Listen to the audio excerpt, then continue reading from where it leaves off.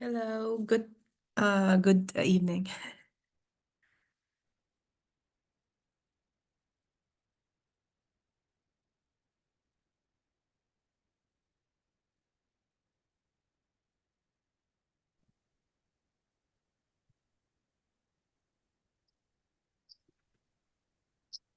Hello. Hello, good evening. Hi. Good morning. Good evening. Yeah, good morning. Yeah. So, my name's Dave, and I'm going to be JD's understudy today. He's a little under the weather. I don't know if they let you know Okay. or not. Okay. We didn't know that, but it's good to have you. Surprise. Yes. So, yeah, ladies and gentlemen, for today's performance, the role of JD will be played by Dave. Good. We are excited. Yeah, good deal. And I'm kind of jumping in, really I apologize for being just a hair under prepared. I've got several calls before you guys, and so I haven't had a chance to do much research in terms of what you guys are doing. I did see what you've been training on, so that's cool, Yes. but would love to learn a little bit more about your business. So that Frank can explain better. Okay. No problem, Yes. Frank. Can you hear me? Yes.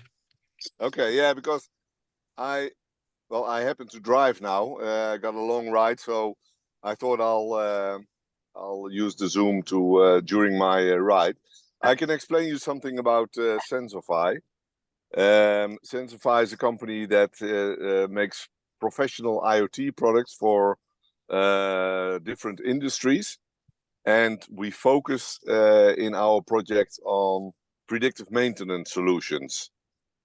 So we have a few markets we really focus on, and one is rail, so the railway market.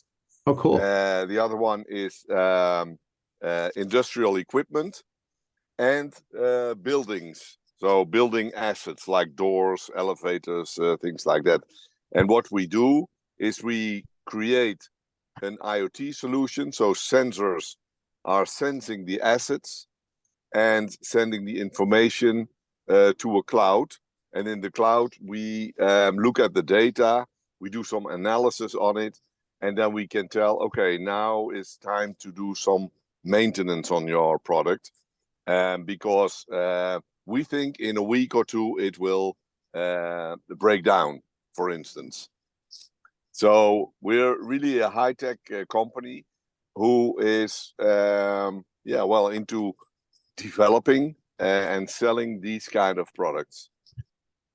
So our customers are also normally high-end customers in the industrial market. Okay. And they make their own asset, their own equipment, and we connect these equipment to a cloud, so they can see what's happening, they can visualize what's going on with the machine, but the most important thing is that they can do some predictive maintenance on it. Yes. So I would imagine that you save people a crap ton of money. Yes, that's the idea. Yeah, exactly. Yes. Yeah. So that's what we do, and we are Sensorfy is a company of about 25 people. Most of the people who work in Sensorfy are engineers, hardware, software, and data analysis. So that's in a nutshell what we do. Yeah. And we have been with Cardone now for, I don't know exactly how long, I think a year or so. Okay. And cool. Even for a senior like myself, it was a very interesting ride. Let me just put it like that. Because also for me, there were a lot of eye openers in the sales process, whether it's B2B or B2C. Yeah. There were, I learned a lot, I must admit. So in that sense, I think it's very profound what you do. Awesome. I love that. Grant is, I've been working with Grant Cardone since March of 2011 and started following his material in 2003. In 2003, I was in the car business and was selling just enough cars to not get fired. Yeah. Okay. Like every month was a struggle to just keep my job. And then I found I stumbled into Grant, and it was like the clouds parted, the angels started singing. It was just, Oh, oh, really? yeah, like it opened up so much to me that I didn't like, I finally found, hey, here's a way that I could do it and feel good about it. Like the dealership I was at, we had a really good team, but they didn't Yeah. know how to train people how to sell cars, you know? And Ah, so a lot of the training that I got from the people that were passing on data, it wasn't very either ethical or at least wasn't very modern. You know, I'm like, yeah. this is not how the internet is existing now. Why are we trying to sell cars like it's 1986? So Yeah. it's, Yeah. I didn't really understand it. And so then I find Grant and his information-based selling and hyper transparency and shooting straight from the hip and not pulling punches and then but setting your sale up very correctly. Man, it resonated with me so well that within 9 months of studying the material, I went from being like 6 to 8 cars a month to about 30. And then Oh, really? then I got into management and started building out a thing. And one of the key lessons that I got very early on that changed a lot for me, that Grant still like teaches our team and pushes on, is that you're not in the people business. You're not in the car business. You're in the people business. Yeah. Yeah. Yeah. You know, Yeah. Yeah. people I see. first, you know. And I mean, we even had, I remember one year, this was several years ago, but I was at the Miami office. I work remote. I'm in California, but I was at the Miami office and the guys in the team were having this debate about, you know, how to function in B2B versus B2C. And Grant just happened to be like walking by in an earshot and he comes in, he's like, what are we talking about? So we talked about that. He goes, there's no B2B. B2B does not exist. B2C does not exist. There is P to P. Yeah. People Yes. to people. We're in the P Yeah. to P business, Yeah. which I thought was so powerful, you know. And it's as long as Yeah. you find ways to communicate and exchange information and value with people, you can close deals. So, Yeah. Yeah. Hey, and just out of interest, why did you join Grant Cardone? You were so impressed with him, or because you stopped being a car salesman? I understand you went to management, and then yeah, you went over to Grant.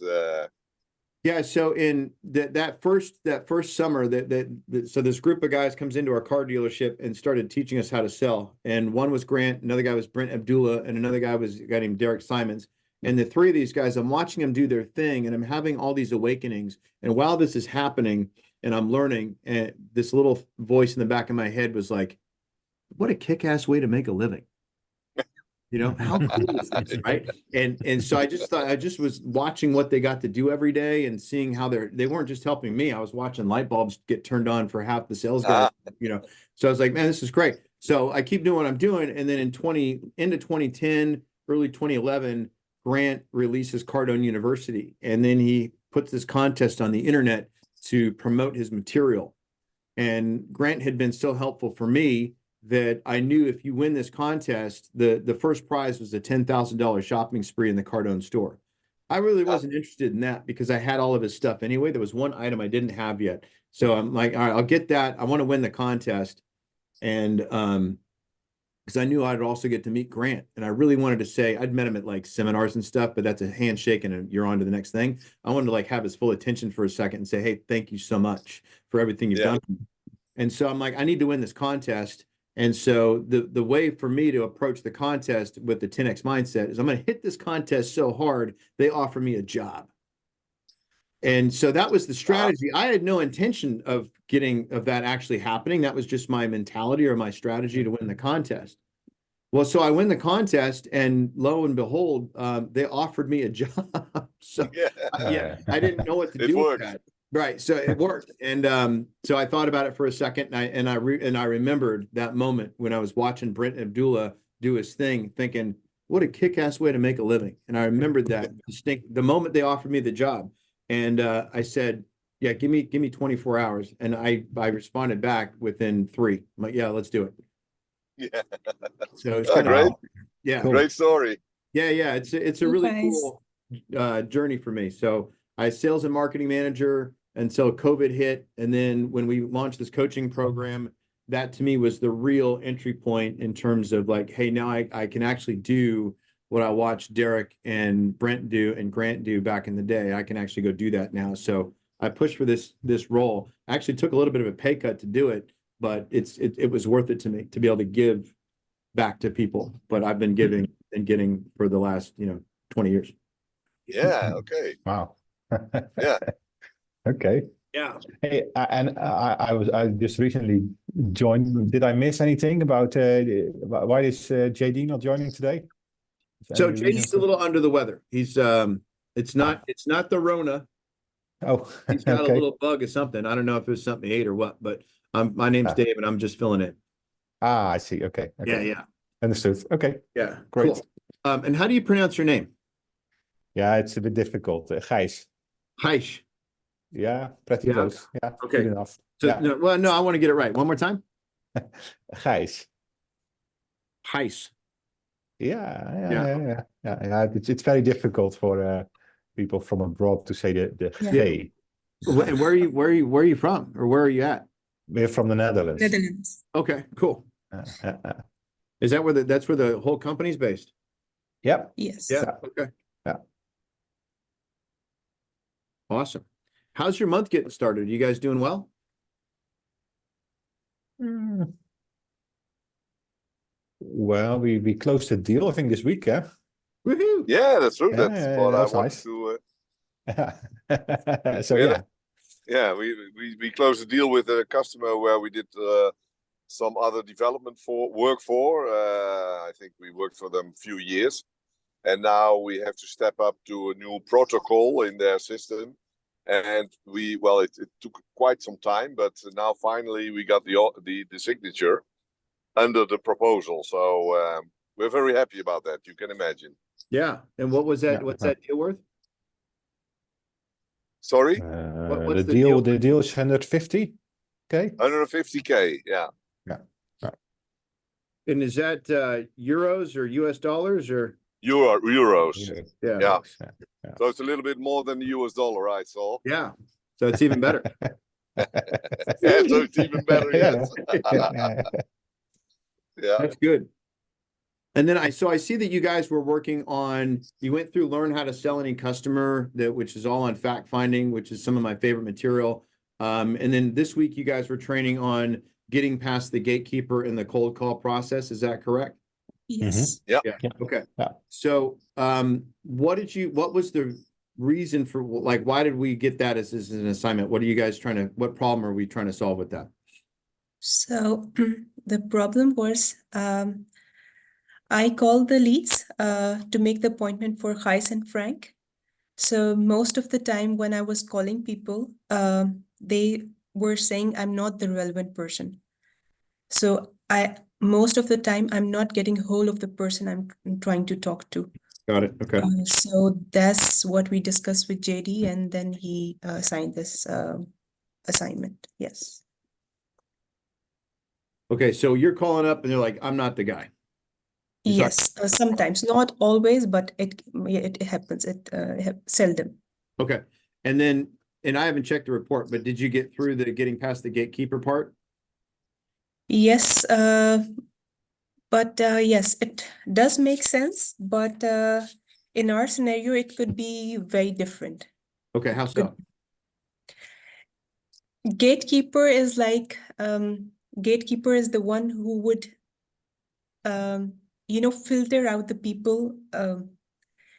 He would only let out the people who are important or relevant. But in our case, gatekeeper could be anyone from the company. Maybe he was just doing a little research, or maybe even doesn't know that person, or you get my point? Yeah. Maybe in my understanding, he is not actually the gatekeeper. He is just a guy maybe who maybe saw the company on the LinkedIn. I don't know, out of curiosity. It's a hot topic. He's doing a little research, not exactly the gatekeeper in every scenario. Yeah. So are these calls ice cold? Are we pulling off a list, or is it a little bit warm? No, a little bit warm. We have the leads from the HubSpot. They're the people who have already visited the website. In most of the cases, have downloaded some material. Yeah, so they're quite warm, not cold. Okay.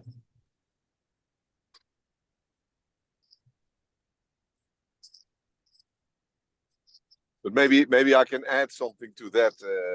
Yes, Dave, Frank. David is, eh? Yeah. Yeah. That you can imagine that with the predictive maintenance in the industrial environment, there are a lot of, for instance, engineers who are very interested in predictive maintenance. So they download a bunch of material, and these engineers are not really the people who are deciding on things. So that's the first thing that we approach often, that we get people who are interested, and Maham, she takes care of a first call, and during the call we quickly find out, okay, there is interest, but who is going to decide on this, and how can we proceed? And that's, you can call it a gatekeeper, and to some extent it is a gatekeeper, but because he often doesn't want to tell who's really responsible, who's going to sign the contract, just to put it like that. Yeah. So, yeah, well, that's a thing that I've seen now. We've been doing this for a few months. And I've seen that a number of times, that you get people who are very interested, but who are not really, well, capable of signing a deal of.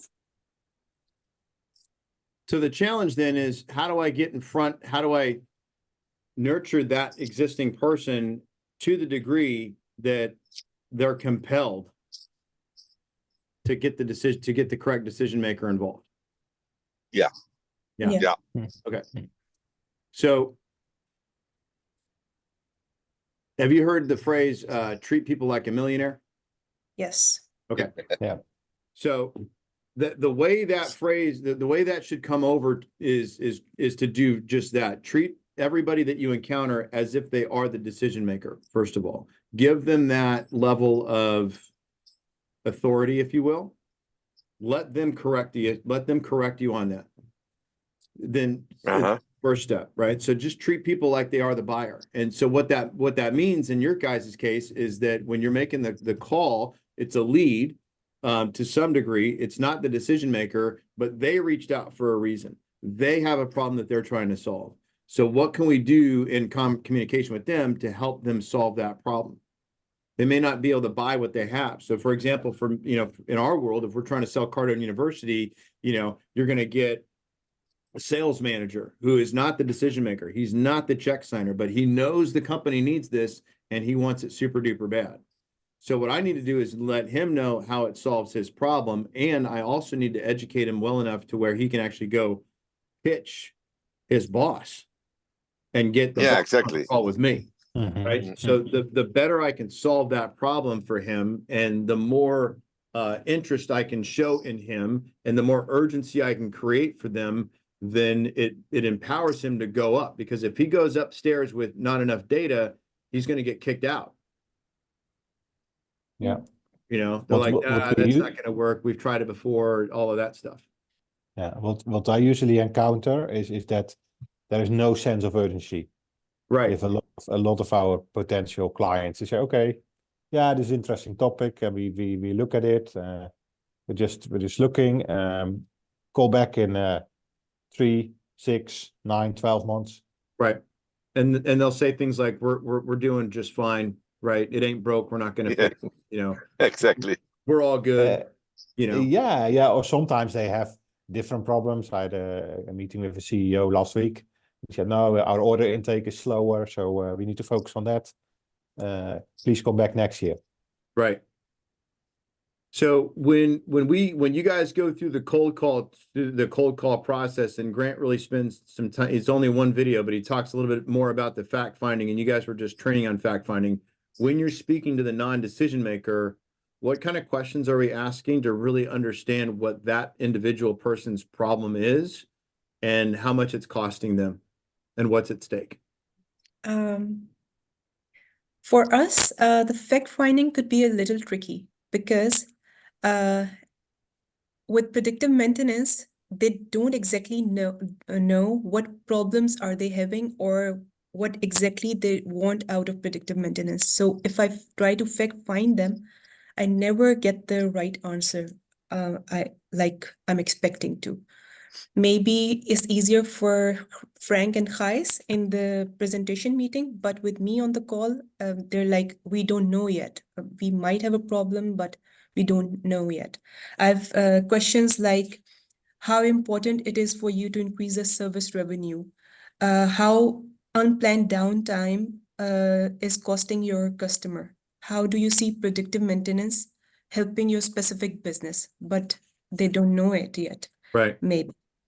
And That what last problems? question, I'd save that for the presentation, honestly. With predictive maintenance, you mean? Yeah. Okay.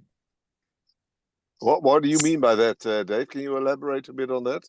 Yeah, if you've got somebody that doesn't know what they don't know, that question's not Yeah. going to have any relevance to them.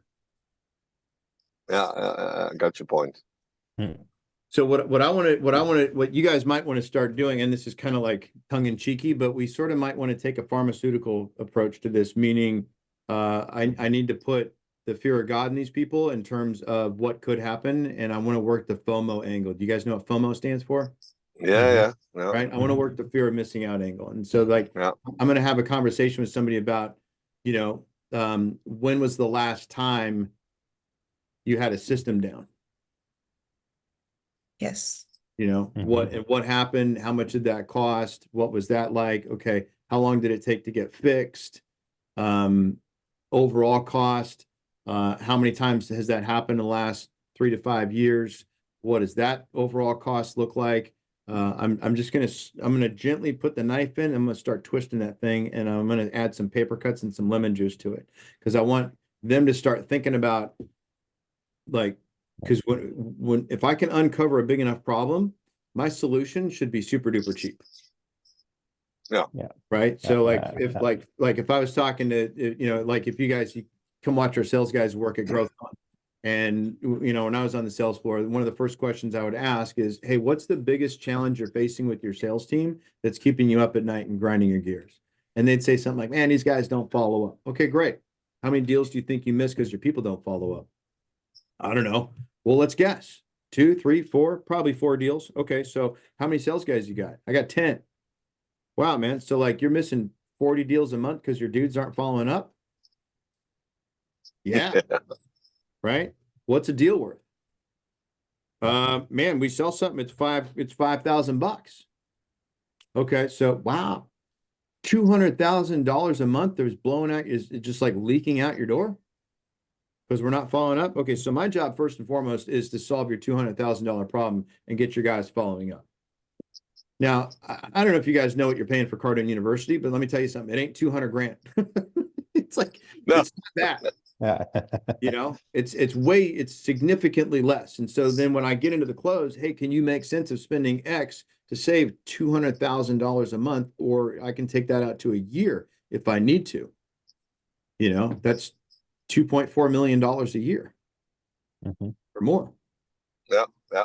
It's 24 million. Yeah. So like, sorry, it was shy a comma. But like the point being is that if I can understand what that pain is and then I can exploit that pain, then what I'm setting up for a gatekeeper type of person, or not a decision maker, is I'm helping him build a case to go sit down with the check signer and say, boss, I think I found a way to save us $200,000 a month.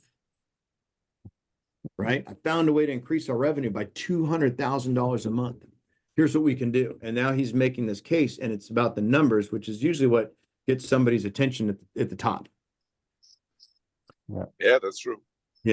So I want my fact finding to be something that really helps me uncover challenges, and then I want to probe into what it's actually costing them. And so, if you're not talking to a decision maker too, then you can actually speak to what their challenge is. Because if you help them solve his problem, so I'm talking to a non-decision maker and he's given me, the follow-up challenge. When we go to talk to the boss up there, we've built the case already, but I'm helping him solve his problem. Does that make sense? Yeah, it does. Yes. So what were some of those questions you had a second ago? Okay, I'll repeat that.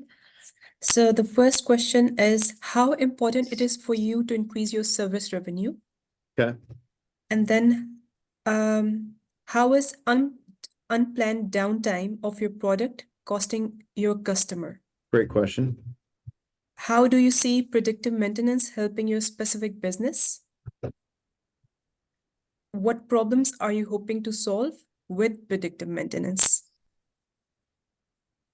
Yeah, I feel like the last two questions, they may not have enough data yet to actually answer that effectively. I agree.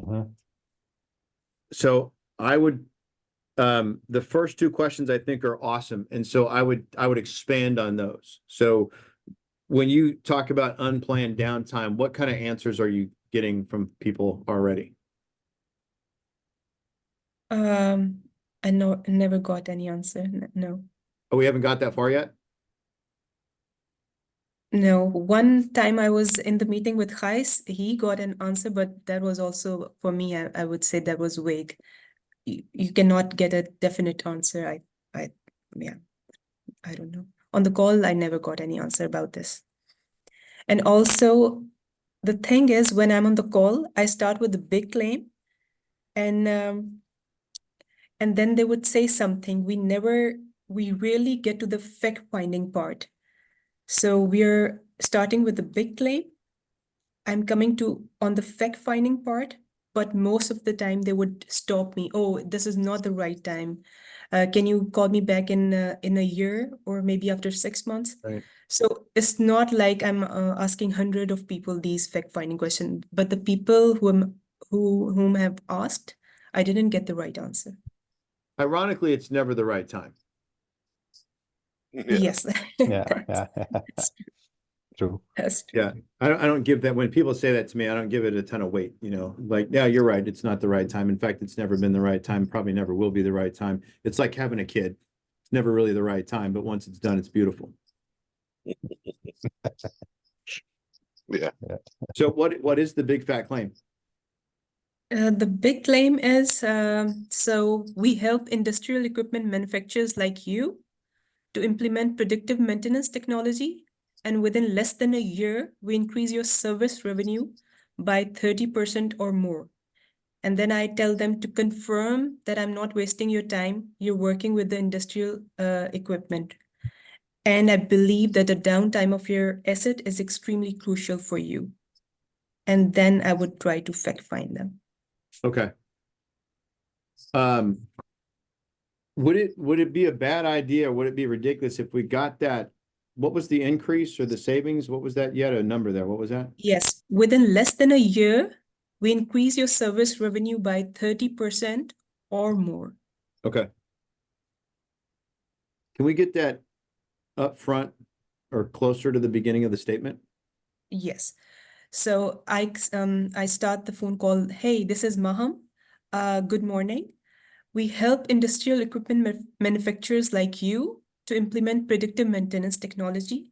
And within less than a year, we increase your service revenue by 30% or more. Okay. What if we experiment with this? Try saying, we help companies just like you increase their service revenue by 30% or more through preventative maintenance and predictive, however that went. Like, put the 30% up front. We help, like, we increase sales 15 to 30% in as little as 90 days by helping our clients find and handle missed opportunity. Okay. I'm not going to say we help clients find and handle missed opportunity, therefore increasing sales 15 to 30%. I'm going to throw the number out there first. So because Okay. they're going to hear that, that's going to snag attention, and then tell them how we do that. Because that's usually, that's the order of of thinking. Throw a big fat claim out. How do you do that? And I'm going to tell them how we do that. Okay, makes I might just sense. Yeah. reverse that. So get the number up front. We increase sales 30% in less than a year by preventative maintenance and predictive, however that phrase went. Yeah, makes sense. I mean, you trigger them in the heart to start with, instead of having a lot of words before you come there. That's a bit the idea. Yeah. And then, and maybe even start that with, hey, the reason I'm reaching out is we work with companies just like you to increase their sales or increase their profitability by 30%. We typically do that in less than a year by. Okay. Then we come in with, and to make sure I'm not wasting your time, I just got a couple quick questions to even make sure it's worth your time to look at, you know. Yes. Yeah. And then that typically is going to get you know, you could get not interested. You might get, hey, not the right time. That sounds cool, but can you circle back with us in a year? Hey, no problem. Happy to do that for you. Let me ask you, when I do call back in a year, I want to be prepared, right? So what current, and then go right into your fact finding, whatever that first fact finding question was. So just agree, kind of steamroll the objection. Hey, totally understand. Happy to call you back in a year. When I call you back in a year, and then ask a question. What was the first, hey, when I call you back in a year, I want to be prepared. What's your service revenue looking like right now? Oh, you want me to ask that question? You go right into it. Yeah. Okay. They're not going to know what to do with it. Like they're probably, it's that first objection that you get a lot of times is like a reactionary defense response. Yeah. Yes. You know what I mean? It's just like when you go to the store and like, can I help you? And you're like, just looking, you get full intent on buying something, you know, you're going in there. I'm like, I'm going to buy a new suit. And you walk in there and the sales guy's like, can I help you? You're like, I'm just looking. Just something say. Right. So guys, hey, call me in a year, right? There's a really good chance that they didn't even hear the first thing you said. Right. So then you're like, hey, happy to call you back in a year. When I call you back in a year, what are you guys predicting to be your service revenue in a year from now? Oh man, I don't know. Wait, who is this? What are you talking about? Well, we have a way to, and then you go back, you do your big fat claim again. Oh, interesting. All right. So, because the idea is I want to put that guy in the future. I want to start my fact finding now, and then I want to pull the future forward so I can just take time out of it. So I don't have to like, so I'm just going to jump into a year from now. Okay, great. So it's a year from now. You know, what is your service like? Tell me about your current downtime. Where do you think it's going to be in a year? It's going to get better or worse? Oh, it's going to get worse. Okay, would you like to avoid that? Because I can fix that now. Yeah, nice approach. Yeah. Yeah.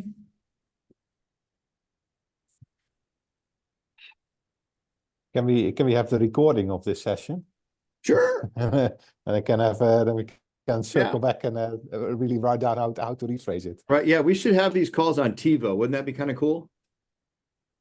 What's Wait, what do you TiVo? say? Rewind that. Like you should be able to rewind the Yeah. call. Yeah, indeed. Yeah. Yeah. But no, yeah, I'm happy to send it to you guys. Okay. Okay, thank you. Great. Yeah.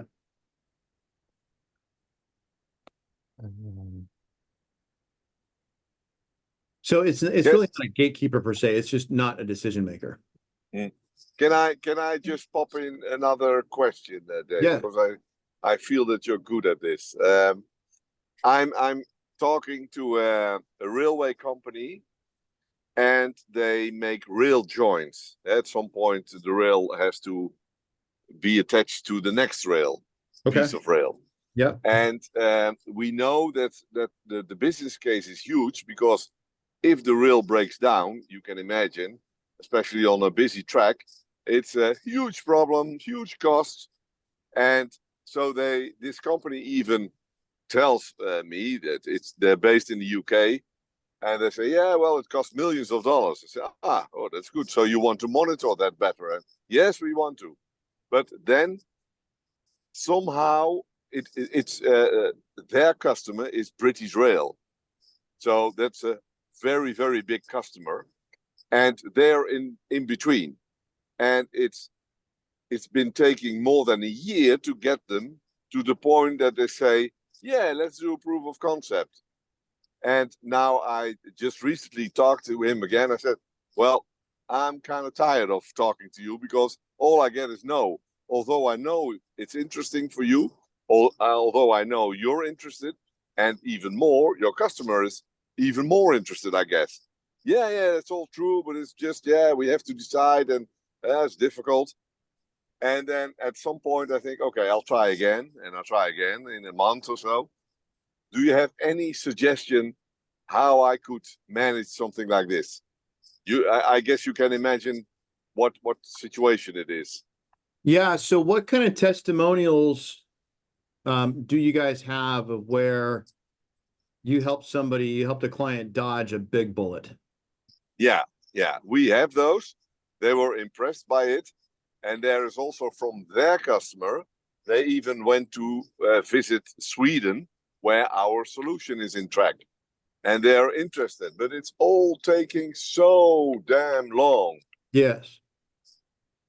The And maybe just be resilient and keep on trying. But I'm sure you will understand. Sometimes it This gets one. very frustrating. yes, no, I get it. The several years ago, I worked a deal with a Fortune 500 company here in the States.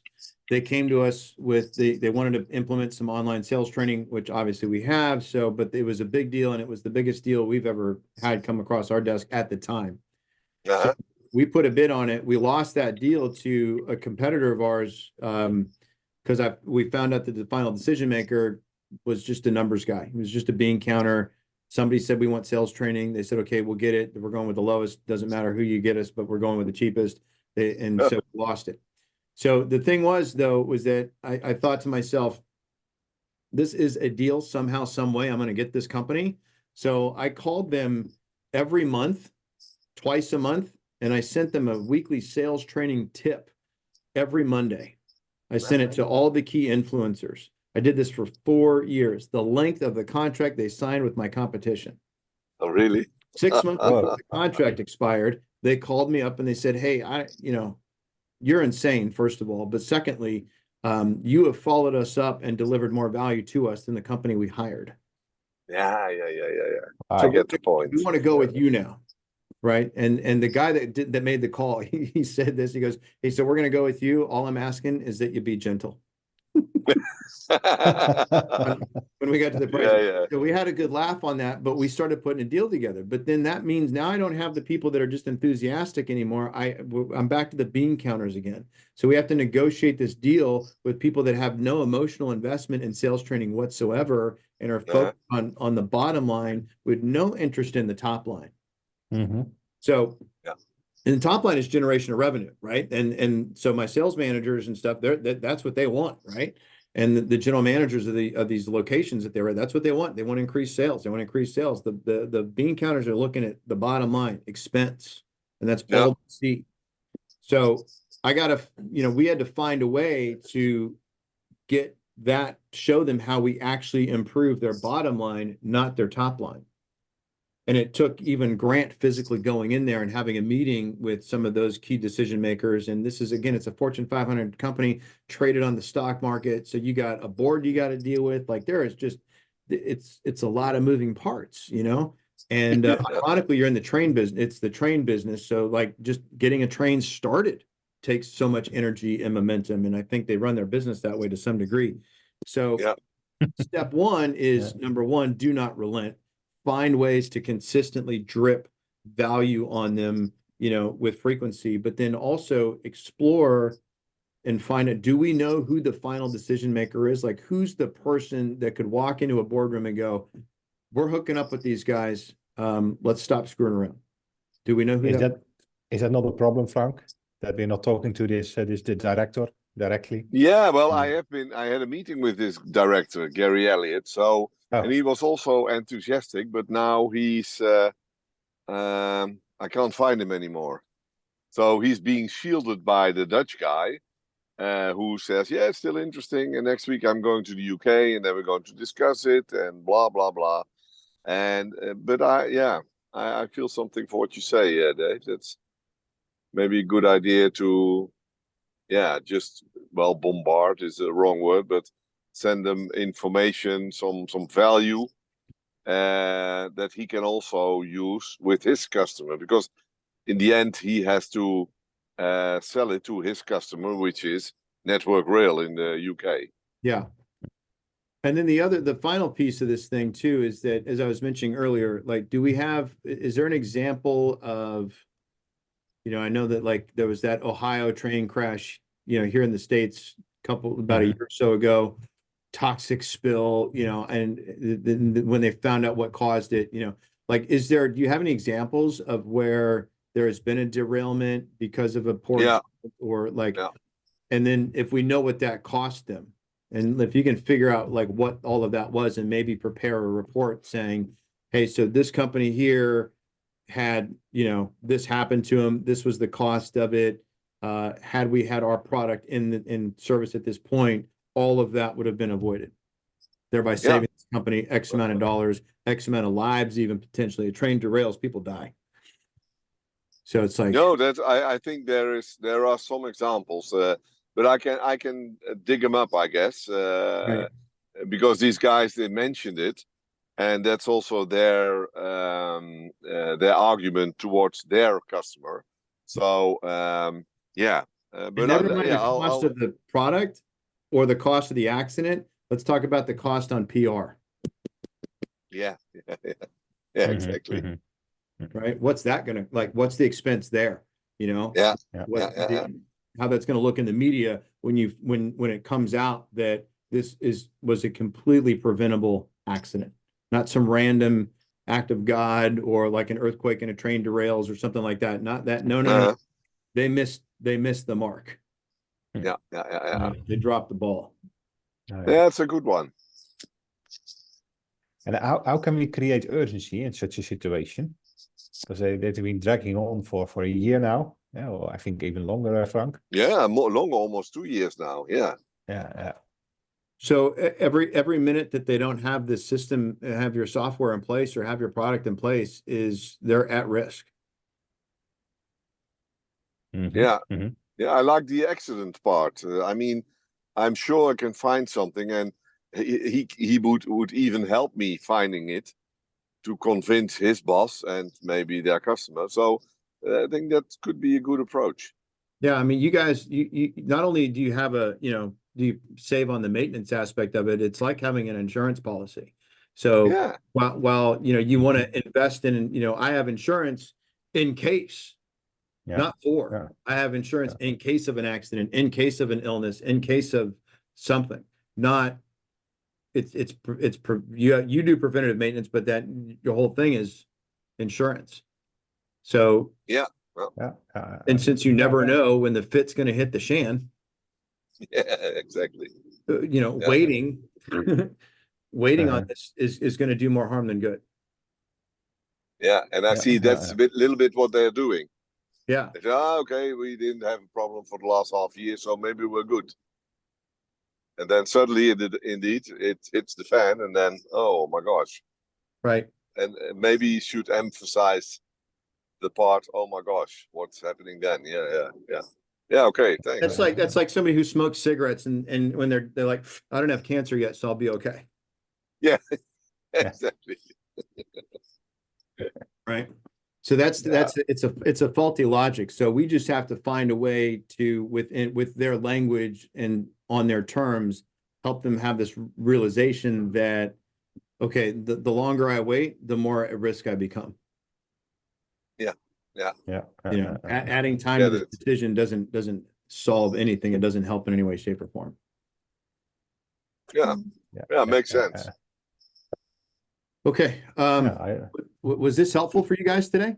Yeah, Yes. definitely. Good. Okay, Yeah, cool. really helpful. Well, I Definitely. appreciate you guys letting me sub in, and I haven't checked the report, but there's the two sections I was talking about. There's a course in there called Tips to Increase Your Income, where Grant really goes deep on the people business, not the X business, making that client the most interesting person in the world. So this will help Maham with you a little bit, and then I'm going to add another course where Grant talks really about it's called The Thing a Customer Will Pay the Most For, but it's peppered with attitude, but the whole section there as well on treat people like a millionaire is in there as well. And I think if you guys can bring that heightened level of service, and I'm sure you guys are great at it now, so we'll just 10x it or level it up even more.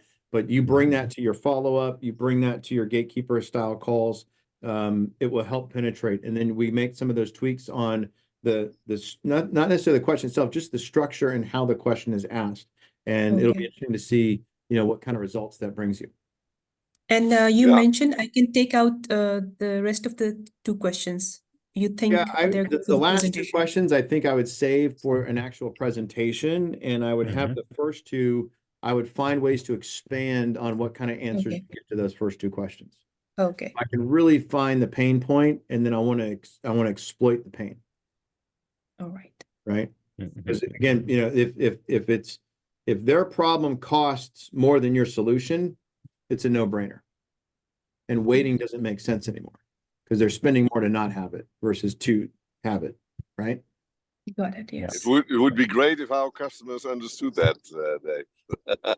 Yeah, it's You're right, of course, but that's the hard part, right? Is helping people understand that, you know. yeah, penetrating, exactly. You know, that's where we get to tune up the communication, and that's, you know, that's our problem too, right? Just helping people understand. Waiting to put sales training in your company, it's costing you more to not have it than it would be to have it.